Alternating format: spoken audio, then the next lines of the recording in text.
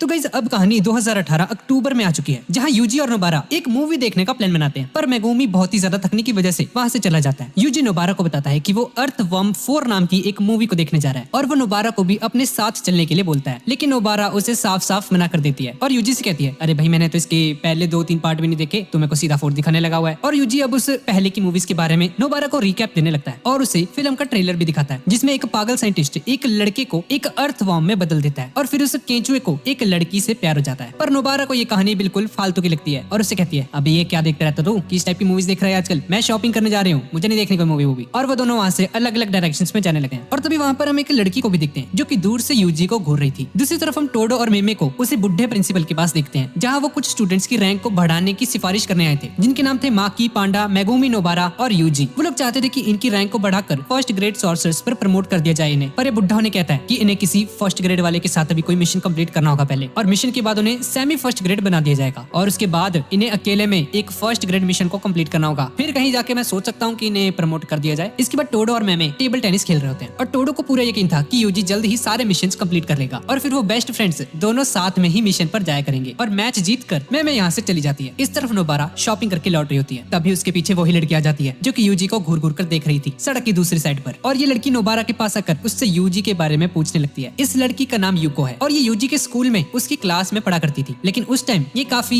मोटी हुआ करती थी, पर टोक्यो आने के बाद ये काफी सुंदर हो गई थी। ये देखकर नोबारा काफी ज्यादा हैरान हो जाती है कि ये वही लड़की है, अबे इसे क्या हो गया भाई। दरअसल यूको यूजी को पसंद करती है, लेकिन उस टाइम पर उसमें इतनी हिम्मत भी नहीं थी कि वो यूजी से उसका नंबर भी मांगे। ये सुनकर नोबारा चौंक जाती है और वो यूजी को कॉल करके उसे वहाँ पर बुला लेती है। और तभी मेगुमी वहाँ पर आ जाता है और नोबारा से पूछती है, हाँ भी मेगुमी तू उसका बेस्ट फ्रेंड है ना, तो मेगुमी से बताता है कि यूजी सिंगल है और उसके कमरे में एक मॉडल की फोटो भी टंगी हुई है, अगर उसकी बंदी होती तो वो मॉडल का पोस्टर उसके कमरे में कभी भी नहीं होता। अब यूकी मेगुमी से पूछती है कि क्या तुम्हें पता है कि यूजी को किस टाइप की लड़कियां पसंद है। मेगुमी उसे बताता है कि हाँ एक बार उसने मुझे बताया था उसे लंबी लड़कियां पसंद है। और ये सुनकर यूको और नोबारा दोनों खुश हो जाती हैं क्योंकि यूको काफी लंबी थी। अब नोबारा जल्दी से कॉल करके यूजी को भी वहाँ पर बुला लेती है, पर नोबारा को डर था कि क्या ये यूजी से पहचान भी पाएगा क्या, क्योंकि अब तो काफी टाइम हो गया था भाई ने और इसकी शक्ल भी काफी चेंज हो गई है पहले से। लेकिन हम देखते हैं कि यूजी जैसे ही वहाँ पर आता है वो यूको को पहचान लेता है। इसके बाद हम एक फ्लैशबैक को देखते हैं जिसमें यूजी के दोस्त उससे पूछ रहे थे, हाँ भी कौन सी लड़की पसंद है तुझे हमारी क्लास में, सच सच बताइए। यूजी कहता है कि अगर मुझे किसी का नाम लेना हो तो वो यूको है क्योंकि उसकी हैंडराइटिंग काफी बढ़िया है। लेकिन उसके दोस्त उसकी ये बात सुनकर उसका मजाक उड़ाने लगते हैं क्योंकि यूको तो मोटी है। अबे तो क्या हो गया मोटी है तो। यूको बाहर से ये सब सुन रही थी और यूको यूजी को छोड़कर सभी लड़कों से हेट करती थी। लेकिन हम देखते हैं कि यूको अब भी यूजी को अपने दिल की बात नहीं बताती क्योंकि वो नहीं चाहती थी कि यूजी उसके नए लुक्स को देखकर उसे पसंद करे, और कुछ देर तक उससे बातें करके यूको वहाँ से चली जाती है। अब मेगुमी बोलता है, भाई क्या बनते हैं लोग, कम से कम नंबर तो एक्सचेंज कर लेते एक दूसरे का। लेकिन नोबारा बताती है, ज्यादा तेज मत बन, यूको मुझे अपना नंबर दे चुकी है। और भाई हम देखते हैं कि ये नोबारा बहुत ज्यादा जेलस होती है यूजी से क्योंकि इस गधे जैसे लड़के को बंदी मिल गई पर उसे कोई बॉयफ्रेंड नहीं मिला। इसके बाद यूजी भी वहाँ पर आ जाता है और वो तीनों उसी फिल्म को देखने जाने लगते हैं, वही अर्थवर्म वाली फिल्म। लेकिन तभी इन्हें गोजो का कॉल आता है और गोजो इन्हें लॉरी उताहिमे नाम की एक लड़की के पास भेज देता है। लॉरी बताती है कि गोजो का शक सही था और उनके बीच में 2 या 2 से ज्यादा गद्दार छुपे हुए हैं जो कि दुश्मनों को सारी इंफॉर्मेशन दे रहे हैं। एक तो जरूर कोई हायर अप है जिसका अभी ये लोग कुछ नहीं बिगाड़ सकते, लेकिन दूसरा कोई स्टूडेंट है जो कि उस हायर अप को सारी इंफॉर्मेशन लीक करता है और उसी को आज ये लोग पकड़ने वाले हैं। वो लड़की बताती है कि उस गद्दार का नाम मैकामारू है। दूसरी तरफ मीवा मैकामारू से मिलने जाती है। इधर लॉरी उन सब के साथ उसी जगह पर जाती है जहाँ मैकामारू का असली शरीर पड़ा होता है और मैकामारू का असली नाम कोकीची होता है और कोकीची की टेक्निक पपेट मैनिपुलेशन है और वो पूरे जापान में जितने भी पपेट्स हैं उन सभी को कंट्रोल करने की क्षमता रखता है और वो इंफॉर्मेशन को लीक करने के लिए किसी मच्छर के साइज का पपेट भी यूज कर सकता है। अब ये सभी लोग कोकीची से फाइट करने के लिए पूरी तरह से रेडी थे, लेकिन जैसे ही वो दरवाजा खोलते हैं तो वो देखते हैं कि अंदर कोई भी नहीं होता और ये समझ जाते हैं कि कोकीची ने इन्हें गलत ठिकाना बताया था, जिससे इनका शक यकीन में बदल जाता है कि कोकीची ही वो गद्दार है। दूसरी तरफ हम देखते हैं कि कोकीची अपने असली ठिकाने पर होता है और उससे मिलने गेतो और माहितो वहाँ पर आते हैं। असल में कोकीची ने इनके साथ एक बाइंडिंग वाव ली थी कि वो इन्हें इंफॉर्मेशन ला के देगा और बदले में माहितो इसकी बॉडी को हील कर देगा पूरी तरह से, और कोकीची की ये शर्त भी थी कि वो लोग क्योटो स्कूल के स्टूडेंट्स को कोई नुकसान नहीं पहुंचाएंगे। अब माहितो कोकीची के पास जाता है और अपनी कर्ज टेक्निक आइडल ट्रांसफिगरेशन से उसके शरीर को पूरी तरह से ठीक कर देता है और कोकीची अपने पूरे शरीर को महसूस करके बहुत ही ज्यादा खुश होता है। और क्योंकि अब इनकी डील पूरी हो गई थी तो माहितो कोकीची पर हमला करने लगता है, लेकिन कोकीची वहाँ पर ढेर सारे मैकामारूस को बुलाकर माहितो पर अटैक कर देता है। पर हम देखते हैं कि माहितो बहुत ही आसानी से इन सभी मैकामारूस को हरा देता है, लेकिन लड़ाई के बीच ही कोकीची वहाँ से भाग गया था और ये देखकर माहितो बहुत ही ज्यादा डिसअपॉइंट हो जाता है। लेकिन तभी उसके पैरों के नीचे से जमीन फटने लगती है और एक बहुत बड़ा धमाका होता है वहाँ पर, और जमीन में से एक बहुत बड़ा अल्टीमेट मैकामारू बाहर निकलता है जो कि भाई बहुत ही ज्यादा खतरनाक लग रहा था। माहितो ये देखकर बहुत ही ज्यादा खुश हो जाता है और उस जायंट मैकामारू के अंदर हम देखते हैं कि कोकीची उसे कंट्रोल कर रहा होता है। कोकीची इसके सिर के अंदर बैठा था और वो देखता है कि गेतो ने आसपास एक कर्टन बना दिया था जिससे कोकीची का कनेक्शन बाहरी दुनिया से पूरी तरह से कट गया था। कोकिची को किसी भी तरह से गोजो के पास पहुंचना था ताकि वो इन्हें इस माहितो के शिबुया इंसिडेंट के बारे में बता सके, लेकिन इस कर्टन को तोड़ने से पहले इसे माहितो से निपटना पड़ेगा। कोकिची जानता था कि ये बिल्कुल भी आसान नहीं होने वाला, लेकिन फिर भी वो लड़ने के लिए पूरी तरह से तैयार था और वो अपने पूरे 17 सालों की कर्स एनर्जी को यूज करता है। अब एक अल्ट्रा कैनन से माहितो पर निशाना लगाता है, जिससे वहाँ पर एक बहुत बड़ा धमाका होता है। अब माहितो कोकिची की इस फॉर्म को देखकर बहुत ही ज्यादा सरप्राइज हो जाता है कि मतलब इतने टाइम से कोकिची इतने खतरनाक रोबोट को बना रहा था। अब कोकिची पहला अटैक करता है माहितो पर और वहाँ पर आग लग जाती है, जिससे माहितो को हल्की फुल्की ही चोट लगती है और वो खुद को इजीली डिफेंड कर लेता है। पर हम देखते हैं कि माहितो बहुत ही ज्यादा कॉन्फिडेंट होता है और वो कहता है बस यही है तुम्हारा प्लान, जब तक तुम्हारी कर्स एनर्जी खत्म ना हो जाए बस मुझ पर ऐसे ही हमला करते रहोगे, क्या फुद्दू प्लान है तुम्हारा। कोकिची का ये मूव एक्चुअली माहितो को ब्लफ करने के लिए था। कोकिची ये चाहता था कि माहितो को ऐसा लगे कि वो उसकी सोल को अटैक नहीं कर सकता, ताकि माहितो फाइट में थोड़ा सा कैजुअल हो सके और मौका मिलते ही कोकिची अपना असली अटैक उस पर कर सके। और इसी के चलते कोकिची उस पर बैक टू बैक हमले करता है, जिन्हें माहितो एफर्टलेसली डॉज कर रहा होता है। और इसके बाद कोकिची अपने 2 साल की कर्स एनर्जी को एक साथ यूज करता है और कोकिची माहितो पर अटैक करता है। और अब जैसे ही माहितो इस अटैक को डॉज करता है तो कोकिची उस पर अपने असली अटैक से अटैक करता है। कोकिची को इसी मोमेंट का इंतजार था। वो एक मैकेनिकल ट्यूब निकालता है, एक कैप्सूल जैसा दिखने वाला वेपन, जो कि एक कर्स्ड एनर्जी से भरा हुआ वेपन था, और उस कैप्सूल से माहितो पर अटैक करता है। और वो कैप्सूल सीधा जाकर माहितो की लेफ्ट आर्म पर लगता है और देखते ही देखते उसकी लेफ्ट आर्म एक गुब्बारे जैसी शेप में आकर फट जाती है। और तभी कोकिची माहितो पर एक जोरदार किक मारता है और उसे दूर जाकर गिरा देता है। और इस अटैक से माहितो की सोल डिस्ट्रॉय हो जाती है। माहितो बहुत ही ज्यादा शॉक होता है कि आखिर ये हुआ कैसे। अब माहितो जानबूझकर कोकिची के सामने से उड़ता हो जाता है, पर ये माहितो वो ऐसा शो कर रहा था कि उसे कोई फर्क नहीं पड़ा उसके अटैक से, लेकिन ऐसा बिल्कुल भी नहीं था। उस अटैक से माहितो को बहुत ज्यादा नुकसान पहुंचा था और कोकिची इस चाल को पढ़ लेता है उसकी कि ये बस छलावा कर रहा है, इसे कोई फर्क नहीं पड़ा उस अटैक से। और इस टाइम पर गेतो भी बहुत ज्यादा सरप्राइज हो जाता है कोकिची से। कोकिची इतना ज्यादा पावरफुल है, ये गेतो ने कभी सोचा नहीं था। और अब हम देखते हैं कि कोकिची अपनी 5 साल की कर्स एनर्जी को यूज करता है और माहितो पर बहुत खतरनाक अटैक करता है। और ये देखकर माहितो बहुत ज्यादा परेशान हो जाता है और सोचने लगता है ये अटैक मेरी सोल को डैमेज तो नहीं कर देगा, या इस अटैक से ये कोई ब्लफ करने वाला है। माहितो इतना ज्यादा डरा हुआ और कंफ्यूज्ड होता है कि इस अटैक से वो बस किसी तरह से बचने की कोशिश करता है। और मौका मिलते ही माहितो मेकामारू की वायर्स को काट देता है, जिससे कि उसका पूरा सिस्टम तबाह होने लगता है। उसके मेकामारू के अंदर एक सिस्टम एरर आ जाता है, लेकिन तब भी कोकिची बिल्कुल भी नहीं घबराता और मोटिवेट होता है। और वो सोचता है कि अब फाइनली माहितो को खत्म करने के बाद मैं मीवा और अपने बाकी के दोस्तों के साथ मिलना चाहता हूँ। और तभी वो माहितो को एक जोरदार पंच मारता है और इसके बाद अपना दूसरा मैकेनिकल ट्यूब निकालकर उस पर अटैक करता है। लेकिन इससे पहले कि कोकिची का अटैक उसे टच कर पाता, माहितो अपना डोमेन एक्सपेंशन कर लेता है और माहितो अपनी आइडल ट्रांसफिगरेशन टेक्निक को यूज करता है, जिससे वो किसी को भी टच करके उसकी सोल तक को इफेक्ट कर सकता है। लेकिन जब भी कोई बंदा उसके डोमेन में होता है तो उसे टच करने की जरूरत नहीं होती, क्योंकि उसके डोमेन में होना उसकी हथेली में होने के बराबर है। और वो यही बात कोकिची को बताता है और बिना उसे टच किए ही मेकामारू को शट डाउन कर देता है। और मीनवाइल कोकिची अंदर बैठकर ये काउंट कर रहा होता है कि उसके पास अभी कितने मैकेनिकल ट्यूब्स पड़े हैं, जिसे वो चाहे तो अब भी माहितो पर अटैक कर सकता है। कैप्सूल ट्यूब्स में कोकिची ने सिंपल डोमेन टेक्निक को जोड़ा होता है। सिंपल डोमेन वही टेक्निक है जो कि मेकामारू की फ्रेंड मीवा भी यूज करती है। अब कोकिची को अपने डोमेन एक्सपेंशन में कैद करने के बाद माहितो बहुत ही ज्यादा ओवर कॉन्फिडेंट हो जाता है और वो कोकिची को कहता है, बच्चे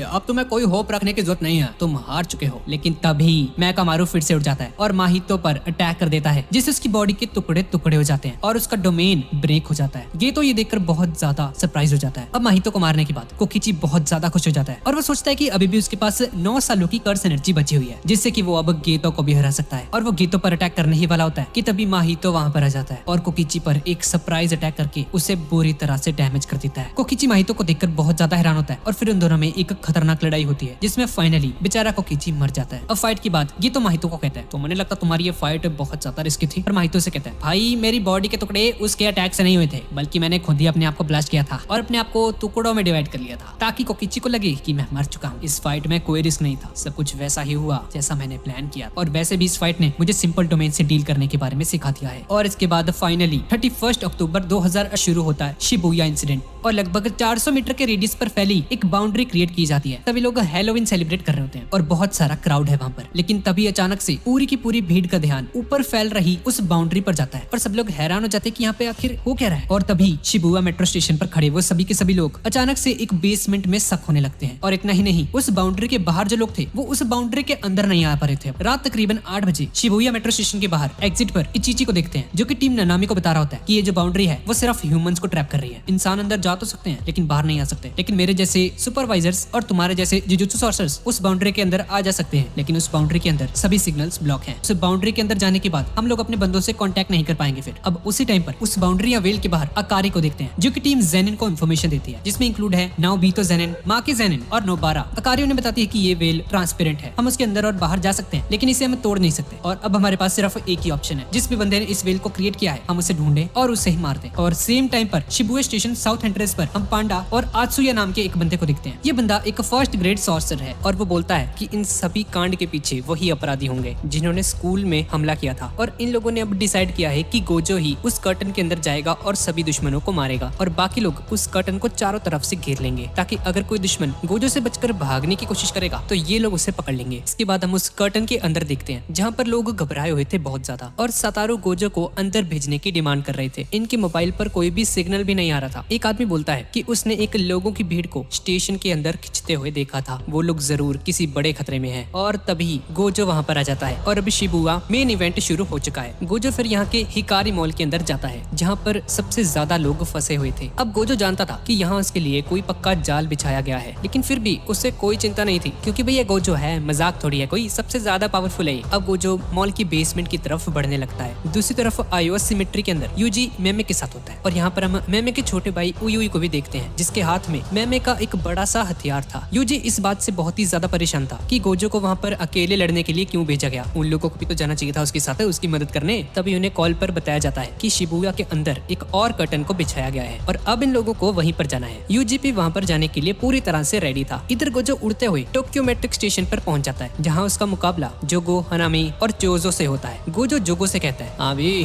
पिछली बार की तरह भाग मत जाइयो, पूरा मुकाबला करके जाइयो मेरे से। जिस पर जोगो बोलता है, भागने की जरूरत तो अब तुम्हें पड़ेगी, हे हे हे हे। इधर यूजी और मेमे को एक मैनेजर बताती है कि गोजो के एंटर करने के बाद उस प्लेटफॉर्म पर एक और कर्टन को बिछाया गया है जो कि बाकी सॉर्सर्स को अंदर जाने से रोकता है, और जिस भी कर्स यूजर ने इस कर्टन को बनाया है वो इन दोनों के बीच में ही होगा कहीं, और साथ ही इन कर्टन्स के बीच में ढेर सारे ट्रांसफ्यूगेड ह्यूमंस भी हैं वहाँ पर। और ये सुनकर यूजी समझ आता है कि माहितो भी यहीं पर है भाई, जिसने उसके दोस्त जुम्पी को मारा था और उसको एक ट्रांसफ्यूगेड ह्यूमन में बदल दिया था कुछ दिन पहले ही। अब मैमे अपने कर्स्ड क्रोज को उस बेसमेंट के अंदर भेजती है ताकि वो अपनी कर्स्ड टेक्निक की हेल्प से उन क्रोज की आंखों के थ्रू सब कुछ देख पाए कि आखिर नीचे चल क्या रहा है। लेकिन अनफॉर्चुनेटली आधे रास्ते में ही उसके सभी क्रोज मर जाते हैं। वो स्टेशन का मैप निकालकर इतादोरी को समझाती है, जब अभी मैंने अपने क्रोज को नीचे भेजा था तो उन्हें बेसमेंट नंबर 1 और 2 के बीचों बीच मार दिया गया था, जिसका मतलब है कि वहाँ पर एक बहुत ही स्ट्रॉन्ग कर्स्ड यूजर मौजूद है जो कि वहाँ पर खड़ा है। लेकिन मुझे एक चीज समझ में नहीं आ रही अभी तक कि उन सभी लोगों को बेसमेंट नंबर 5 में बुलाने का क्या मकसद है, उन लोगों का क्यों बुला रहे हैं ऐसा। नीचे जाने के 7 एंट्रेंसेस है, तो मुझे लगता है हम लोगों को अलग अलग जाना चाहिए ताकि हम जल्दी से जल्दी पूरे एरिया को कवर करके सभी लोगों को बचाकर एग्जिट से बाहर निकल पाए, और हाँ, अपनी जान बचाने पर ज्यादा फोकस करना। अब इतादोरी बेसमेंट नंबर 2 के अंदर जाने लगता है और वहाँ पर उसे एक ग्रास हॉपर दिखाई देता है जो कि एक इंसान को खा रहा होता है। वो ग्रास हॉपर उसे पूछता है, अरे क्या तुम जुजुत्सु सॉर्सर हो? यूजी बहुत ही ज्यादा गुस्से में होता है और उसे पूछता है, बताओ मुझे वो पैच फेस्ड कर्स स्पिरिट कहाँ पर है? यहीं पर था ना वो अभी? वो ग्रास हॉपर सोचता है, अरे ये किसकी बात कर रहा है भाई? यूजी कहता है, अरे वो ही जिसकी पूरी बॉडी पर स्टिचेस लगे हुए हैं। ये सुनकर वो कहता है, मुझे पागल मत समझो, मैं बहुत ही ज्यादा क्लेवर हूँ। माहितो की बात कर रहे हो ना तुम? हाँ, माहितो नीचे बेसमेंट में है और मैं यहाँ पर वेल की प्रोटेक्शन कर रहा हूँ। और माहितो का नाम सुनकर यूजी को पूरी तरह से कंफर्म हो जाता है कि हो ना हो वो माहितो ही है जिसने यहाँ पर वेल बनाई है वो। और तभी उसे अचानक से गोजो की बात याद आती है कि बैरियर टेक्निक बहुत ही एडवांस्ड और मुश्किल है, और कभी कभी तो बहुत ही हाईली स्किल्ड और एडवांस्ड लोग भी बैरियर बनाने में कामयाब नहीं हो पाते हैं। और अब यूजी को रियलाइज होता है कि बैरियर बनाना बिल्कुल भी आसान नहीं है, और उस कर्स्ड स्पिरिट को देखकर तो उसे ऐसा बिल्कुल भी नहीं लगता है कि ये बैरियर बनाना इसके बस की बात है। और तभी उसकी नजर एक कील पर पड़ती है और यूजी सोचता है कि अभी इसने कहा था कि यहाँ पर ये इस वेल को प्रोटेक्ट कर रहा है ना, तो शायद इस नेल को उखाड़कर इस वेल को डिस्ट्रॉय किया जा सकता है। वो कर्स्ड स्पिरिट तभी यूजी से कहता है, यार ये इंसानों का टेस्ट तो ट्रांसफिगर्ड होने के बाद बिल्कुल ही खराब हो जाता है, कितना चालाक हूँ मैं। और तभी यूजी को गुस्सा आ जाता है और वो उसके मुंह पर एक जोरदार लात मार देता है और उसे कहता है, तुम कर्स्ड स्पिरिट्स को इंसानों को कमजोर समझना बंद करना होगा। इसके बाद हमें बताया जाता है कि कैसे ग्रास हॉपर्स प्लांट फाइबर से बनी हुई कोई भी चीज को खा जाते हैं। वो हर दिन अपने वजन जितना खाना खाते हैं और उनके खाना खाने की आवाज दिन रात गूंजती रहती है। वो एक हरी भरी जमीन को भी एक खंडर में बदलने की क्षमता रखते हैं, और इन्हीं सब कारणों की वजह से इंसान उनसे इतनी ज्यादा नफरत करते हैं और इनसे डरते भी हैं। और इससे पैदा होता है ये ग्रास हॉपर कर्स्ड स्पिरिट। इसके बाद वो कर्स्ड स्पिरिट अपने दांतों से ही यूजी को काटने की कोशिश करता है, लेकिन यूजी उसके अटैक से बच जाता है और उसकी तेजी और उसके जबड़े की ताकत को देखकर यूजी बहुत ही ज्यादा इंप्रेस हो जाता है उससे। वो ग्रास हॉपर अपने पंखों की हेल्प से उड़ने लगता है और उसे मुक्के मारने की कोशिश करता है, लेकिन यूजी वापस से उसके सभी अटैक्स को डॉज कर लेता है। वो समझ आता है कि इस कर्स्ड स्पिरिट को कोई ट्रिक वगैरह नहीं आती है। वो ग्रास हॉपर उसे पूछता है, बताओ मुझे तुम चालाक हो या नहीं? मैं तो स्मार्ट यानी कि चतुर हूँ। यूजी से कहता है, तुम एक बात बोलूं, स्मार्ट लोग कभी ये नहीं बोलते कि वो स्मार्ट हैं। और इसके बाद वो दोनों एक दूसरे के ऊपर मुक्कों की बारिश कर देते हैं। ग्रास हॉपर अपने चारों हाथों का इस्तेमाल इस्तेमाल कर रहा होता है, लेकिन इसके बावजूद वो बहुत बुरी तरह से मार खा रहा होता है यूजी से, और वो यूजी से हार जाता है। और जैसे ही अब यूजी उसकी तरफ बढ़ता है, ग्रासहोपर अपने मुंह से एक पॉइजन की पिचकारी छोड़ देता है, लेकिन यूजी उससे भी बच जाता है। जिसके बाद ग्रासहोपर अपना हुक्म का इक्का इस्तेमाल करता है। ग्रासहोपर से जमीन के अंदर अंडे देते हैं और इसके लिए वो अपने पेट को 3 गुना ज्यादा लंबा करते हैं और इसी का इस्तेमाल करके वो कर्स्ड स्पिरिट उस पर हमला कर देता है, लेकिन यूजी उससे बचकर उसके शरीर के टुकड़े टुकड़े कर देता है और कहता है, तुमने इंसानों को खाया है और इसकी सजा सिर्फ मौत है। यूजी इतना ज्यादा पावरफुल था कि ग्रासहोपर की कोई भी ट्रिक उस पर काम ही नहीं करती है। यूजी उस कील को तोड़ देता है जिससे कि वो बैरियर हट जाता है और 5th फ्लोर पर माहितो को पता चल जाता है कि ग्रासहोपर मर चुका है और वो समझ आता है कि कोई ताकतवर इंसान यहाँ पर पहुंच चुका है। वो भी ऊपर जाकर लड़ना चाहता था, लेकिन उसको अपना काम पूरा करना था, इसलिए वो लोगों को ट्रेन में बिठाकर शिबुया स्टेशन की तरफ निकल पड़ता है। दूसरी तरफ वो तीनों 5th फ्लोर की तरफ बढ़ने लगते हैं माहितो को रोकने, और मैं यूजी से कहती है, यूजी मैं तुमसे बहुत ही इंप्रेस हूँ, मुझे लगा नहीं था कि तुम उस कर्स्ड स्पिरिट को इतनी जल्दी हरा दोगे। तुम तो अभी से मुझे एक फर्स्ट ग्रेड सॉर्सर लग रहे हो। मैंने आज तक किसी को भी बिना टेक्निक के जीते हुए नहीं देखा था। यूजी से कहता है, अरे वो तो एक सिंपल सा कर्स्ड स्पिरिट था, अगर वो माहितो होता तो मैं उसे नहीं हरा पाता। वो यूजी से कहता है, अबे ओ तेरी तारीफ की है मेरी दीदी ने, शुक्रिया बोल उन्हें। अब 5th फ्लोर पर पहुंचने के बाद उन्हें वहाँ पर एक इंसान बैठी हुई दिखती है जिसकी आंखें खुली की खुली होती हैं। ऐसा लग रहा होता है कि उसने कोई भूत देख लिया होता है। और इसके बाद हम गोजो को देखते हैं और हानामी पेड़ों की डालियों का इस्तेमाल करके बाहर जाने के सभी रास्तों को बंद कर देता है, जिसे देखकर गोजो से कहता है, अरे नहीं नहीं, इन सब की जरूरत नहीं पड़ेगी, मैं वैसे भी कहीं नहीं भागने वाला। मेरा मतलब है कि अगर मैं भाग गया तो तुम सभी लोगों को मार दोगे। सही कह रहा हूँ ना मैं। प्लेटफॉर्म के दरवाजों को खोल देता है जिसकी वजह से बहुत सारे लोग ट्रेन की पटरियों पर आकर गिर जाते हैं और जोगो हंसते हुए बोलता है, तुम चाहे भागो या ना भागो, हम इन सभी को मार डालेंगे। हम एक फ्लैशबैक देखते हैं जहाँ गेतो ने उनको बताया था कि गोजो अपनी ताकतों का इस्तेमाल सबसे ज्यादा तभी कर पाता है जब वो अकेला होता है और इंसान या बाकी जुजुत्सु सॉर्सर्स उसके लिए बस एक रुकावट है और उन्हें इसी चीज का फायदा उठाकर उसे हराना होगा। गोजो से कहता है, अच्छा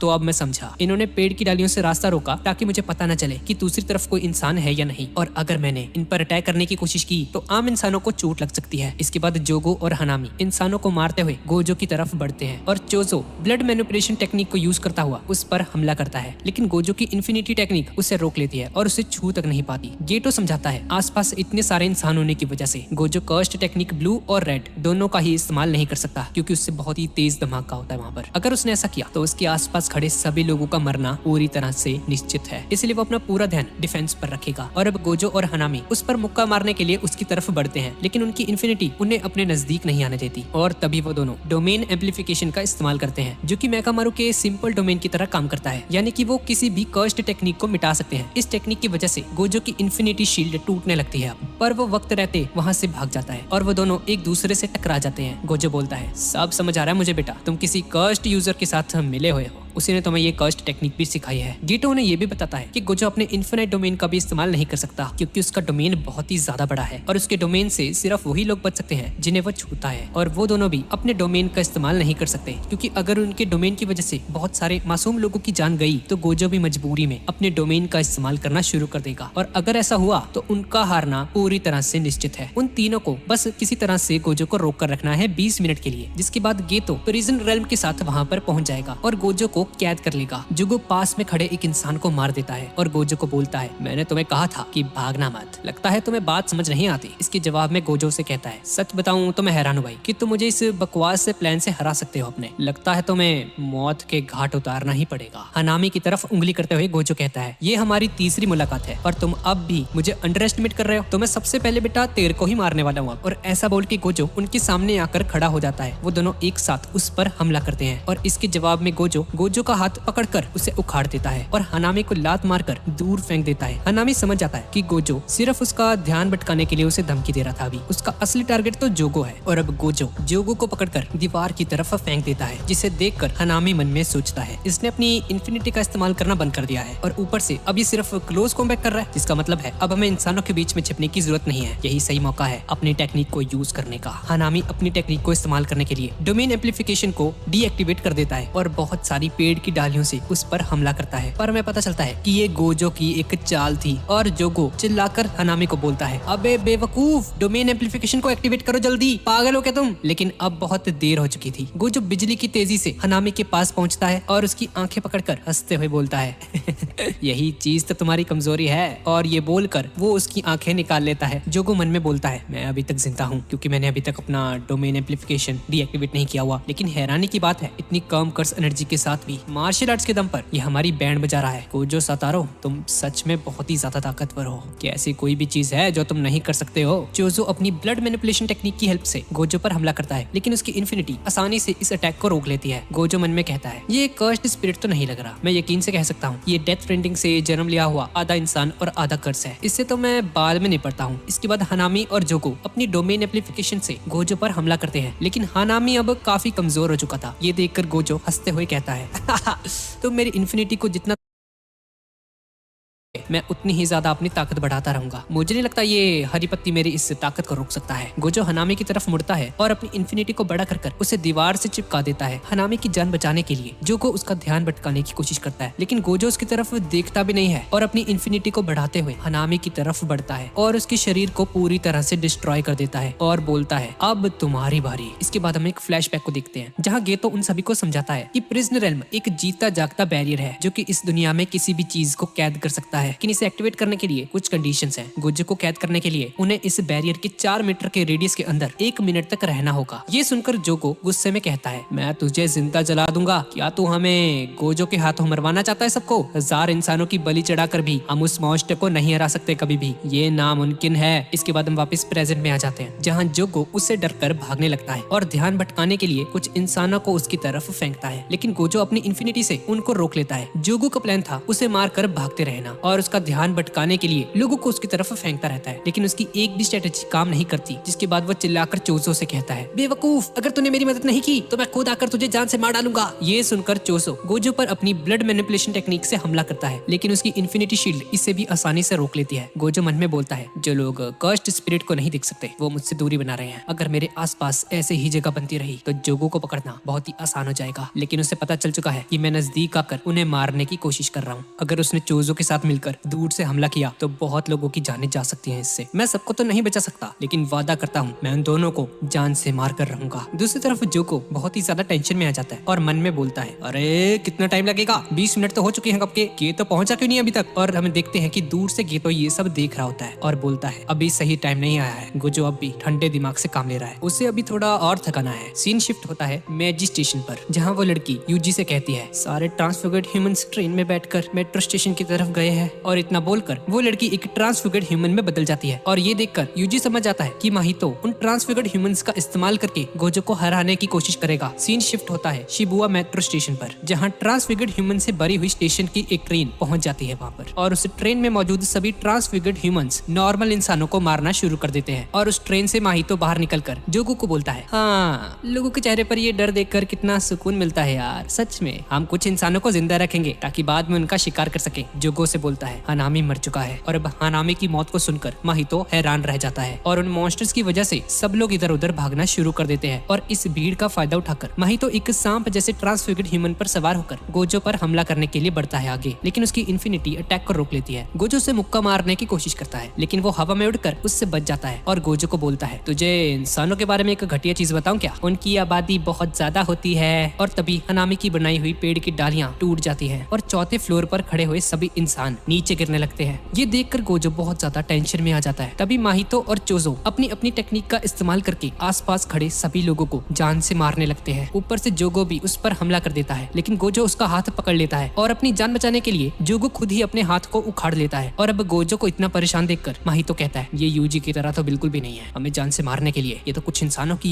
बलि तक दे सकता है। लेकिन यहाँ पर मौजूद इंसानों की तादाद अगर बढ़ गई तो गोजो भी कोई कदम उठाने से पहले 10 बार सोचेगा। अगर गोजो को इन्हें अब हराना है तो उसे अपनी डोमेन एक्सपेंशन टेक्निक का इस्तेमाल करना ही होगा, लेकिन ऐसा करने से यहाँ पर मौजूद सभी लोग मर जाएंगे। तो क्या लगता है आपको, क्या करेगा ये गोजो? अब सबके मन में यही सवाल था और तभी गोजो वो करता है जिसकी किसी को भी उम्मीद नहीं थी। गोजो इस्तेमाल करता है अपनी डोमेन एक्सपेंशन इन्फिनिटी वॉइड को, वो भी सिर्फ 0.2 सेकंड्स के लिए। उसके लिए एक बहुत बड़ा रिस्क था। उसने अंदाजे से 0.2 सेकंड्स चूज किया था। उसको लगता है कि वो इतने सेकंड के लिए बिना लोगों को मारे डोमेन में सुरक्षित रख सकता है। उस 0.2 सेकंड में आधे साल की जानकारी सभी इंसानों के दिमाग में जा चुकी थी, जिससे सभी लोग खड़े खड़े ही बेहोश हो जाते हैं इतनी सारी इंफॉर्मेशन ओवरलोड होने की वजह से। और गोजो ने 300 सेकंड्स के अंदर अंदर ही 1000 से ज्यादा मॉन्स्टर्स को मार गिराया, लेकिन इसकी वजह से वो बहुत ज्यादा थक चुका था और इसी का फायदा उठाकर गेतो वहाँ पर आ जाता है और प्रिजनर रेल्म का गेट खोल देता है और एक बड़ी सी आंख उसे घूरने लगती है। एक झलक में ही गोजो समझ जाता है कि वो आंख बहुत ही ज्यादा खतरनाक है और भागने के लिए वो जैसे ही पीछे मुड़ने लगता है, गेतो कहता है हेलो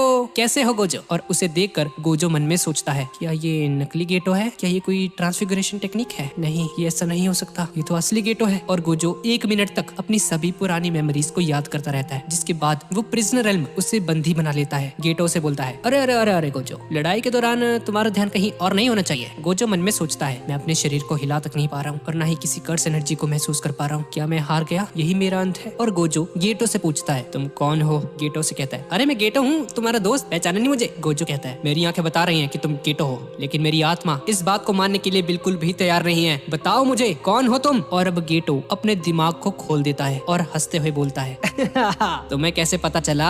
मेरा नाम किंजाकू है और मेरे पास एक ऐसी कर्स्ट टेक्निक है जिससे मैं अपने दिमाग को डालकर किसी भी इंसान के ऊपर कब्जा कर सकता हूँ और शरीर के साथ साथ मैं उनकी कर्स्ट टेक्निक का भी मालिक बन जाता हूँ। मुझे शरीर की बहुत ज्यादा नीड थी और तुमने मेरा काम और भी ज्यादा आसान कर दिया, क्योंकि उस दिन तुमने शोको को मना कर दिया था गेटो के शरीर को तबाह करने से। सही कह रहा हूँ ना मैं? लेकिन तुम्हें चिंता करने की कोई जरूरत नहीं है, मैं तुम्हें आजाद कर दूंगा कुछ 200 या शायद 2000 सालों में। तुम बहुत ज्यादा ताकतवर हो और मैं तुम्हें मेरे फ्यूचर प्लान्स को तबाह नहीं करने दे सकता। जवाब में गोजो हंसते हुए कहता है क्या तुम भूल गए यूटो ने गेतो की क्या हालत की थी उस दिन? गेटो कहता है हाँ मुझे याद है, लेकिन वो लड़का मुझे तुम जितना ताकतवर नहीं लगता। उसकी पावर उस कर्स्ड स्पिरिट से आती है। गाइस यहाँ पर वही यूटा नाम के लड़के की बात चल रही होती है जिस पर शिकी नाम की एक कर्स्ड स्पिरिट ने कब्जा कर रखा होता है। खैर गेतो से कहता है चलो वो तुम्हारी जगह तो कभी भी नहीं ले सकता भाई, चलो गुड नाइट सतारो गोजो, हम नई दुनिया में फिर से मिलेंगे शायद। अब इसके बाद हम यूजी को देखते हैं और मेकामारू अपने कम्युनिकेशन डिवाइस से बोलता है ध्यान से सुनो मेरी बात, लेकिन एक ही बार में समझ जाना हमारे पास टाइम नहीं है। गोजो प्रिजनर रेल्म में पूरी तरह से सील हो चुका है और ये सुनकर यूजी पूरी तरह से घबरा जाता है। अब गोजो गेतो की आत्मा से बात करते हुए कहता है गेतो तुम्हारे जागने का टाइम हो गया है, कब तक तुम इन लोगों के इशारों पर नाचते रहोगे? और ये सुनकर अचानक से ही गेतो का हाथ कंजाकू का गला घोटने की कोशिश करता है। दूसरी तरफ माहितो को भी होश आ जाता है और कंजाकू उसे हंसते हुए कहता है माहितो तुमने तो मुझे कहा था कि मरने के बाद आत्मा शरीर को छोड़कर चली जाती है, लेकिन मैं अब भी मानता हूँ कि असली वाला गेतो और मैं एक साथ ही रहते हैं अभी भी, हम दोनों को अलग नहीं किया जा सकता। वो जो उन दोनों की बातों से पक चुका था और उन्हें बोलता है अरे भाई जो करना है जल्दी करो, मुझे इन कपड़ों में बहुत गर्मी लग रही है, सच्ची कह रहा हूँ। कंजाकू कहता है भाई गोजो तेरे को इस हालत में देखकर तो मुझे सच में बहुत मजा आ रहा है, लेकिन तुम सही हो, हम भी कोई मुसीबत नहीं चाहते भाई, क्योंकि अगर कुछ गड़बड़ हुई तो हमारी बैंड बच जाएगी। और ये बोलकर वो प्रिजन रेल्म का गेट बंद कर देता है और गोजो उस प्रिजन रेल्म के अंदर सील हो जाता है। किंजाकू माहितो को समझाता है कि इस प्रिजन रेल्म के अंदर सिर्फ एक इंसान को कैद किया जा सकता है और जब तक वो इंसान खुद की जान नहीं ले लेता हम इसे वापस से इस्तेमाल नहीं कर सकते। दूसरी तरफ मैमे को मेकामारू की कही हुई किसी भी बात पर यकीन नहीं होता और मेकामारू से कहता है मेरा तुमसे यहाँ पर बात करना ही सबसे बड़ा सबूत है। 19 अक्टूबर को माहितो नाम के एक बंदे ने मुझे जान से मार दिया था। मेरा ये कम्युनिकेशन डिवाइस तुमसे बात करने का सिर्फ एक जरिया है। मैंने इसे 3 जगह पर लगा कर रखा था और उसमें से एक अब तुम्हारे पास है। तुम दोनों पर किसी को भी शक नहीं है और ये यूजी तो कुछ ही महीने पहले ही जुजुत्सु हाई में शामिल हुआ है। और मैमे अगर मैं तुम्हारी बात करूं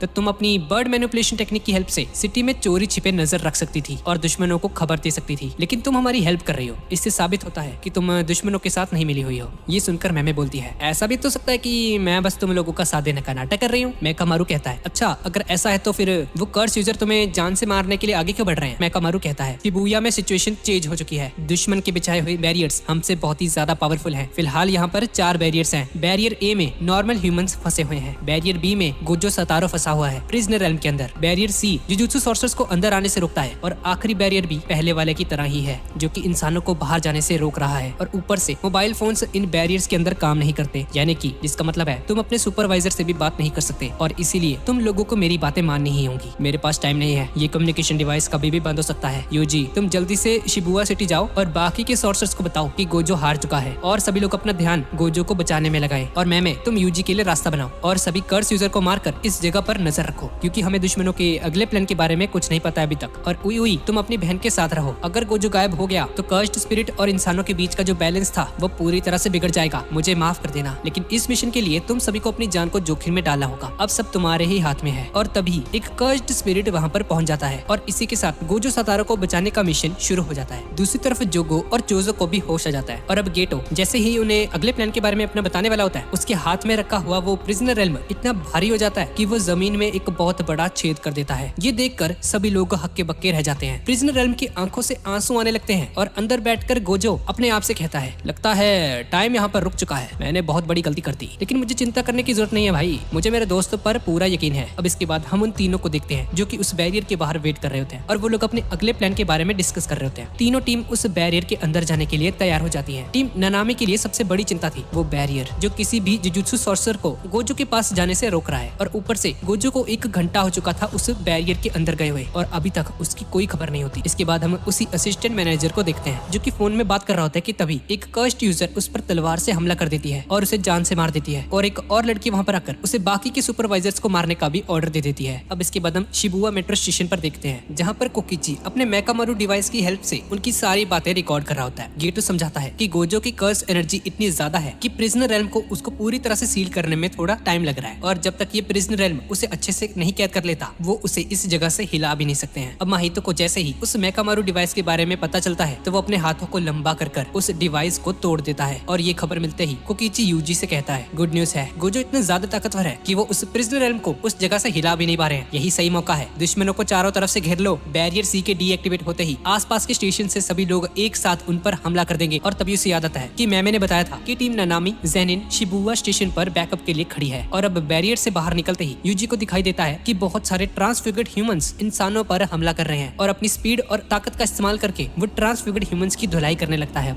और एक बड़ी सी बिल्डिंग के ऊपर चढ़कर जोर से चिल्लाता है, नानामी क्या आप इधर हो, गोजो सतारो सील हो चुका है। और अब ये सुनकर सभी लोग हैरान रह जाते हैं। नानामी उन सभी को बोलता है, प्लान चेंज हो चुका है, हमें यूजी से मिलना होगा, अगर गोजो सच में सील हो चुका है तो हम बहुत ही बड़ी मुसीबत में हैं। इसके बाद हम शिबुया स्टेशन पर देखते हैं जहाँ माहितो कहता है, उन लोगों को हमारे प्लान के बारे में पता चल चुका है, वो किसी भी वक्त यहाँ पर पहुँच सकते हैं, अब बताओ क्या करना चाहिए हमें। गेटो बोलता है कि वो यहाँ पर रहकर प्रिजनर रेल्म की रक्षा करेगा। चोजो कहता है कि वो यूजी और नोबारा को जान से मारकर अपने मरे हुए भाइयों का बदला पूरा करेगा, और उसकी ये बातें सुनकर जोगो बोलता है, मुझे नहीं पता तुम्हारा भाई कौन है, लेकिन तुम यूजी को तो नहीं मार सकते बेटा, तेरी औकात ही नहीं है, तेरे बस की नहीं है भाई, हमें उसे सुकूना में बदलना होगा। लेकिन चोजो उस पर ही भड़क जाता है और वो दोनों झगड़ा करने लगते हैं। माहितो उन दोनों के बीच में आकर कहता है, अरे मैं भी यूजी को मारना चाहता हूँ यार, और गोजो को सील करने के बाद अगर हमने सुकूना को जगा दिया तो हमारी जीत पक्की है भाई, तो क्या कहते हो, यूजी को मार दिया जाए। इसकी जवाब नहीं है, उसे जगाने के बाद ये भी हो सकता है कि वो हम सभी को मार डाले, लेकिन इतना पक्का है कि अगर वो हमारे साथ मिल जाए तो इसे पूरी दुनिया पर हमारा राज होगा। हम सभी इंसानों से बहुत अलग हैं, हम लोग